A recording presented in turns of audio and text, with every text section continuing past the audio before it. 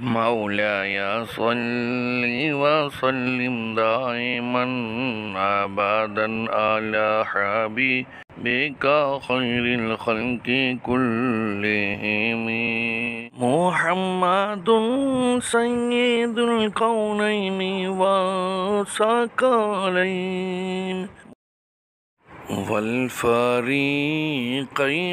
من عرب ومن أعجام يا ربي بالمصطفى بلغ مقاصدنا واغفر لنا ما مضى يا واسع الكرم مولاي صل وسلم دائما أبدا على حبيبك خير الخلق